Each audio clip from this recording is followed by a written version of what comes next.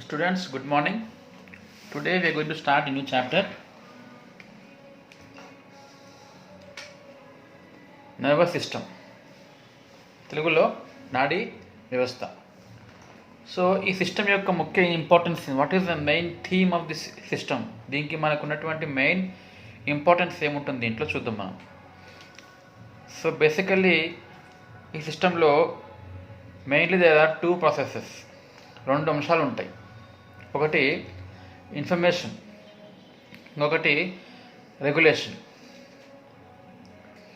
మొత్తానికి ఇక్కడ ఏంటంటే దీంట్లో always carrying or giving or taking information, తద్వారా రెగ్యులేటింగ్ ఎనీ ఫంక్షన్, ఏదైనా ఒక ఫంక్షన్ని రెగ్యులేట్ చేయడం, నియంత్రించడం, సమాచారాన్ని అందవేయడము, చేరవేయడము, గ్రహించడం చేస్తూ తద్వారా ఏం చేస్తుంది, అది మన శరీరంలో కొన్ని ప్రక్రియలను, కొన్ని ఫంక్షన్స్ని నియంత్రించడం అనేది చేస్తుంది. ఇది దీని యొక్క మెయిన్ థీమ్ అన్నమాట ఆఫ్ నర్వస్ సిస్టమ్.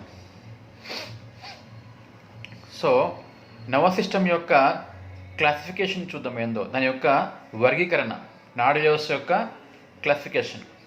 దీంట్లో మెయిన్గా మనకు వచ్చేవి అంటే మూడు రకాలుగా ఉంటాయి. ఒకటేమో సిఎన్ఎస్ అంటాం, central nervous system.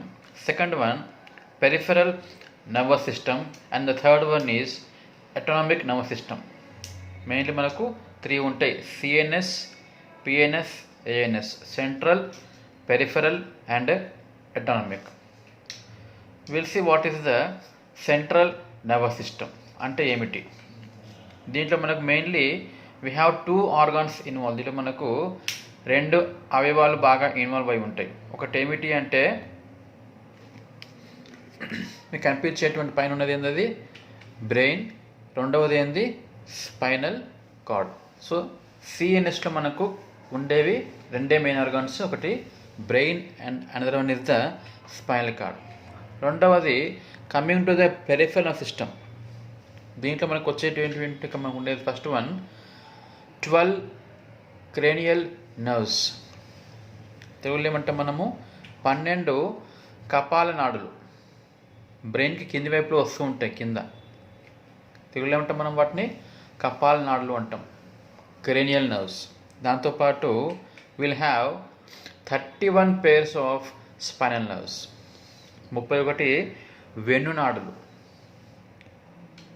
These are the spinal nerves. Okay, ఇవేమో క్రేనియల్ నర్వ్స్, ఇవేమో spinal nerves. We have 12 pairs of cranial nerves, 31 pairs of spinal nerves. ఇవి మనకి దేంట్లో కిందకి వస్తాయి, పెరిఫెరల్. ఇందాక మనం ఏమన్నాం, మనము సెంట్రల్ అన్నాం. సెంట్రల్ మనకి ఏముంటాయి, బ్రెయిన్ అండ్ స్పైనల్ కార్డ్. అంటే మన బాడీలో ఈ వ్యవస్థల మధ్యలో ఉంటుందన్నమాట. ఏవి, బ్రెయిన్, స్పైనల్ కార్డ్.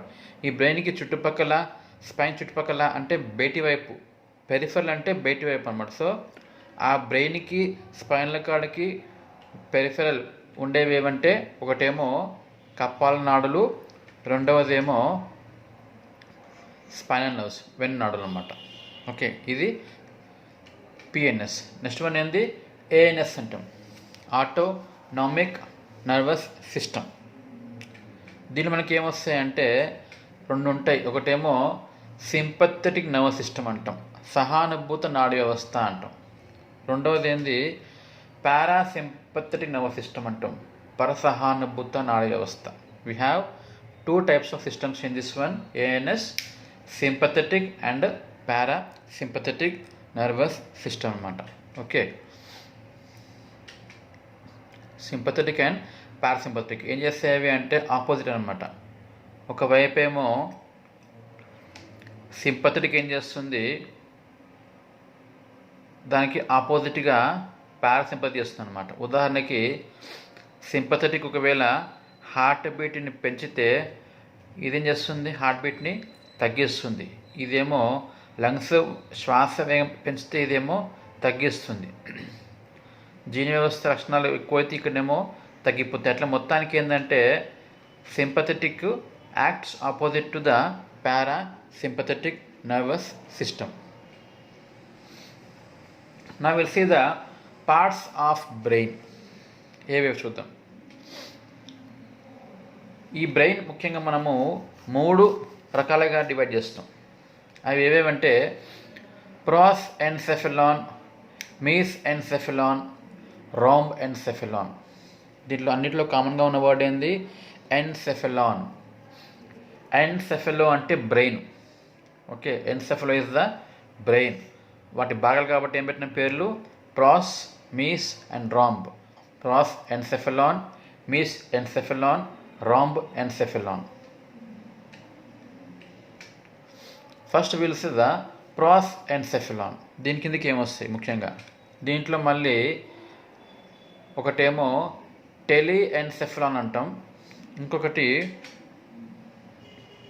దాంట్లో వచ్చేవేమంటే సెరిబ్రల్ హెమిస్పియర్స్ అంటాం.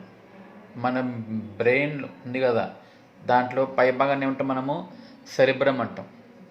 ఇది ఏమవుతుంది? 2 భాగాలు ఉంటుంది, కుడి పక్క ఎడం పక్క. ఒక్కొక్క భాగాన్ని ఏమంటాం మనం? హెమిస్పియర్ అంటాం. స్పియర్ అంటే రౌండ్, హెమిస్పియర్ అంటే హాఫ్ రౌండ్, సగం. సో ఒక పక్క దాన్ని ఏమంటాం మనము? సెరిబ్రల్ హెమిస్పియర్ అంటాం. ఇంకొకటి ఏమొస్తుంది? డైఎన్సెఫలాన్ వస్తుంది. దాంట్లో ఏమొస్తాయి? We get one is the thalamus, ఇంకొకటి hypothalamus. Okay, we have thalamus and hypothalamus. This is the thalamus one, this is hypothalamus. So ఈ 2 మంది ఎట్లా వస్తాయి? Prosencephalon. ముఖ్యంగా చూడండి, ప్రాస్ ఎన్సెఫలాన్లో మనకు వచ్చే విభాగాలు అంటే ఒకటేమో టెలెన్సెఫలాన్, రెండవది డైఎన్సెఫలాన్. టెలెన్సెఫలాన్లో వచ్చే భాగాలు ఏమిటి? Cerebral hemispheres. డైఎన్సెఫలాన్ వచ్చే భాగాలు ఏముంటాయి? హైపోథలామస్ అండ్ ద థలామస్ ఉంటాయి. Next one mesencephalon. దీంట్లో వచ్చే భాగాలు ఏముంటాయి?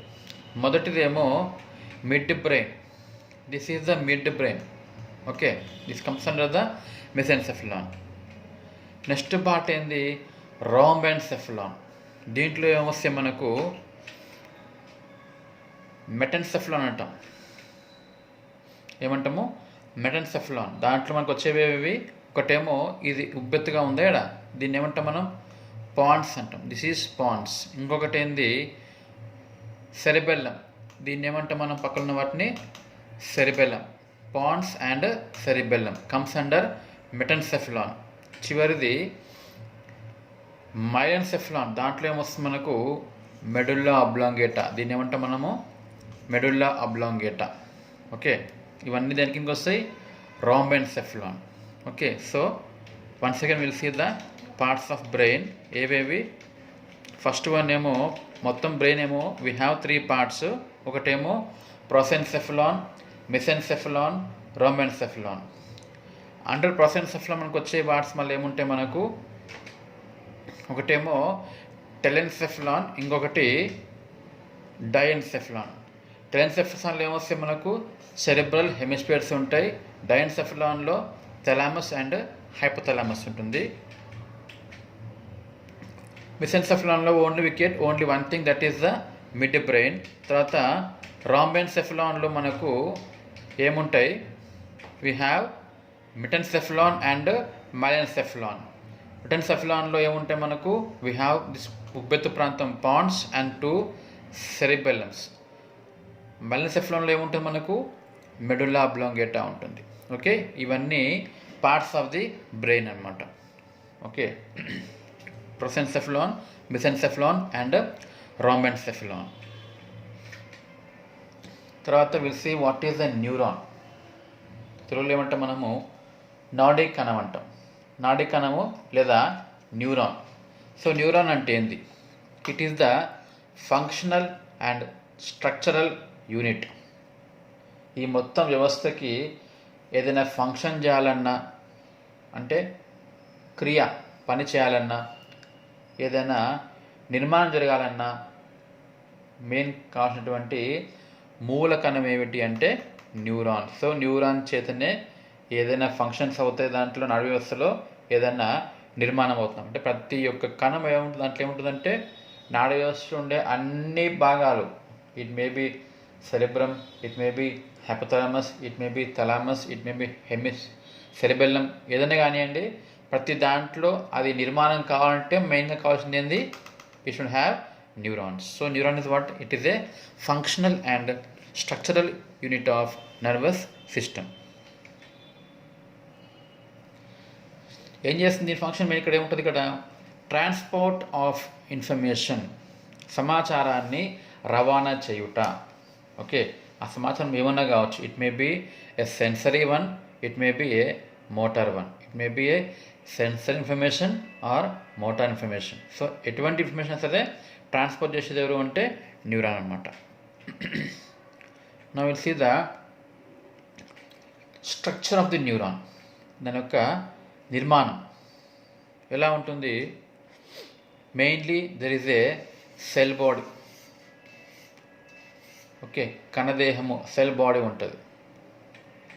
రెండో భాగం ఏంది? యాక్సాన్ అంట. మూడవది ఏంది? డెండ్రైట్స్ అంటాం.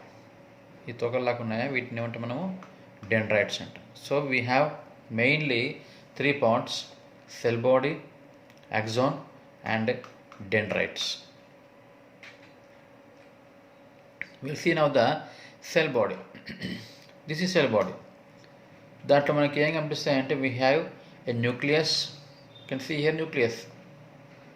ఇంకేముంటుంది? we have cytoplasm, liquid, దీంట్లో ఉండేది. Next one you can see Nissl bodies, సన్న చిన్న ఉన్న చూడండి ఇక్కడ గీతల్లాగా. ఇవన్నీ ఏంటివి? Nasal bodies. ఇవి సెల్ బాడీలో ఉంటాయి. నెక్స్ట్ డెండ్రైట్ ఏం చేస్తుంది? ఇది transmits information from exterior to the cell body అన్న.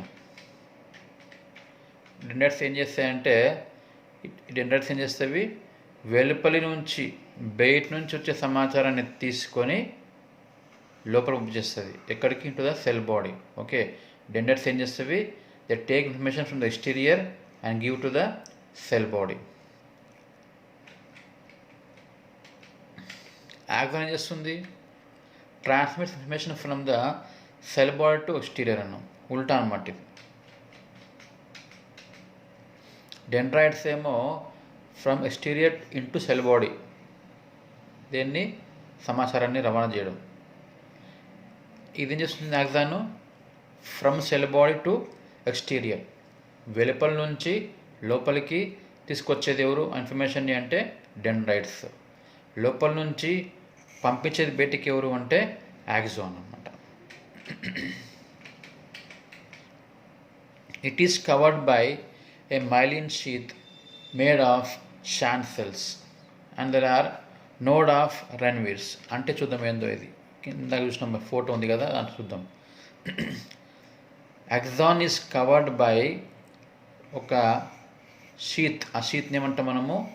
మైలిన్ షీత్ అంటాం. దీన్ని ఏమంటాం మొత్తం మనము? Myelin sheath. దాంట్లో ఎలా ఏర్పడుతుంది అది? షీత్ ఏర్పడడానికి కావాల్సింది ఏంటి మనకు ఉండేది ఇక్కడ? We need Schwann cells. వీటిని ఏమంటాం మనము? షాన్ సెల్స్ అంటాం.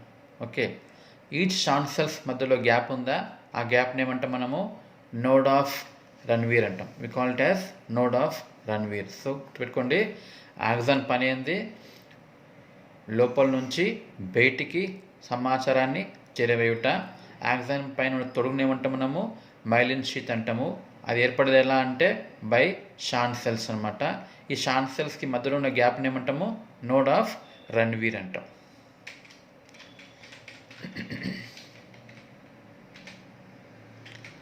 Next will see the classification of neuron. నాడీ కణం యొక్క క్లాసిఫికేషన్ ఎలా ఉంటుంది? Depending upon the number of poles.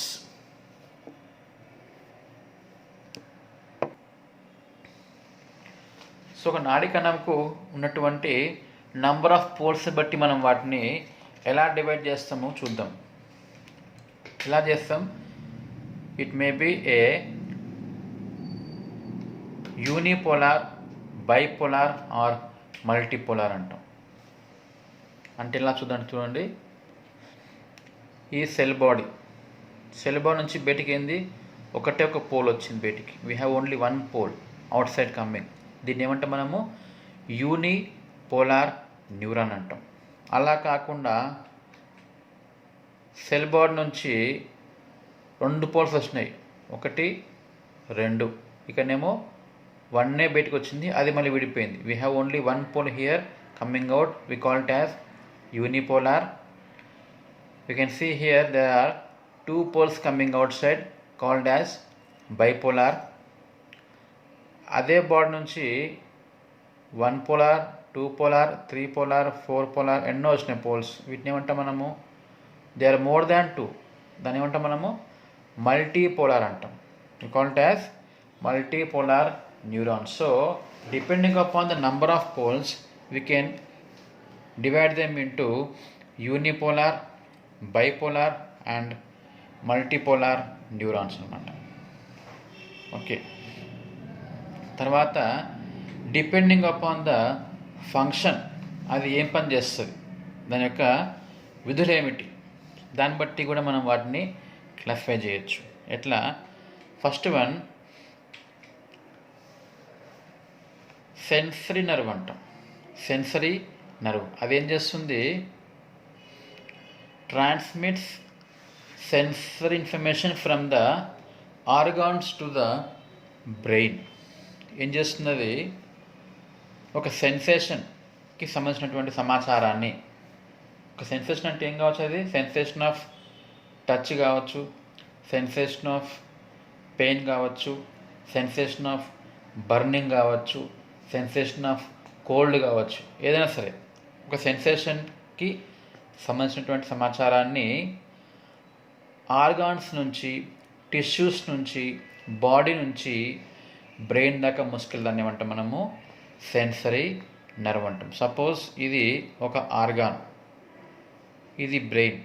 So organ నుంచి ఏ సమాచారాన్ని? సెన్సరీ సమాచారాన్ని మోసుకెళ్ళి బ్రెయిన్కి ఇస్తే ఏమంటాం మనము? సెన్సరీ నర్వ్ అంటాం. అలా కాకుండా ఉల్టా అన్నమాట. బ్రెయిన్ నుంచి సమాచారాన్ని ఆర్గాన్ పంపించిన అనుకుందాం. ఇక్కడ ఏమైంది? From the brain the information is sent to an organ. Okay, మెదడు నుంచి ఒక సమాచారాన్ని ఏదైనా అవయవం పంపిస్తే ఏమంటాం మనము? దాన్ని మోటార్ నర్వ్ అంటాం. ఏమంటాం? Motor nerve. కానీ ఎటువంటి సమాచారం అది? Motor information. ఇదేమో ట్రాన్స్మిట్స్ సెన్సర్ ఇన్ఫర్మేషన్, ఇదేమో ట్రాన్స్మిట్స్ ద మోటార్ ఇన్ఫర్మేషన్. అంటే ఏంది?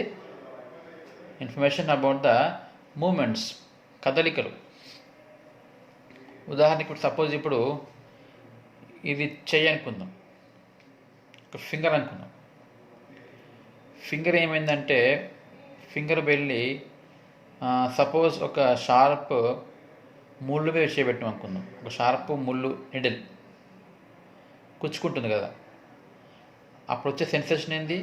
పెయిన్. సో ఆ పెయిన్ అనే సమాచారాన్ని సెన్సర్ నర్వ్ ఏం చేస్తుంది? Gives to the brain. వెంటనే ఆ సెన్సేషన్ని గ్రహించి ఏం చేస్తుంది బ్రెయిన్? Motor information. మోటార్ అంటే ఏంది? కదలికలకి సంబంధించిన ఇన్ఫర్మేషన్ ఏమంటాం మనము?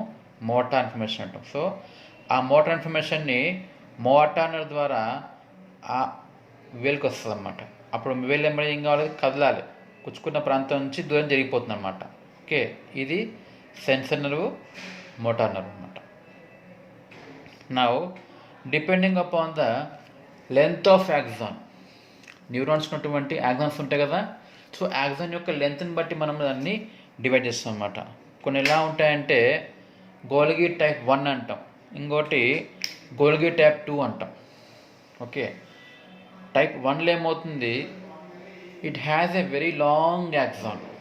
న్యూరాన్కి యాక్సాన్స్ చాలా పొడవు ఉంటాయి. ఎంత పొడవు ఉంటాయంటే దాని సెల్ బాడీ ఏమో సీనస్లో ఉంటుంది, అంటే ఇక్కడ బ్రెయిన్ దగ్గర ఉంటుంది. కానీ axon reaches the peripheral organs. అంటే యాక్సాన్ ఏమో దూరంగా ఉన్న ఆర్గాన్స్కి వెళ్ళిపోతుంది అన్నమాట. అంటే అంత పెద్ద యాక్సాన్ అనమాట. కణదేహము సెల్ బాడీ ఏమో బ్రెయిన్ దగ్గర ఉంటే దాని యాక్సాన్ ఏమో బ్రెయిన్ నుంచి కిందికి వచ్చి చేతులకు కాళ్ళకు పోవచ్చు, అంత పెద్ద యాక్సాన్ ఉంటుంది. వాటిని ఏమంటాం మనం? గోల్గి టైప్ 1 అంటాం. అలా కాకుండా కొన్ని ఎలా ఉంటాయి, they are very small axons. అంటే ఏంది, evolve in the brain and ends up in the brain అనమాట. అంటే సెల్ బాడీ బ్రెయిన్లో ఉంది, యాక్సాన్ కూడా బ్రెయిన్లోనే ఆగిపోయింది, చిన్న ఉంది, అంటే కిందకు కూడా లేదు, చాలా వెరీ స్మాల్ యాక్సాన్. దాన్ని మనము గోల్గి టైప్ 2 అంటాం. So depending upon the length of axons, if it is long one we call it as Golgi type 1. If it is a short one, we call it as Golgi type 2. ఇవి types of organs. Depending upon the number of poles, we have 3: unipolar, bipolar, multipolar. Depending upon the function, we have 2: sensory neuron, motor neuron.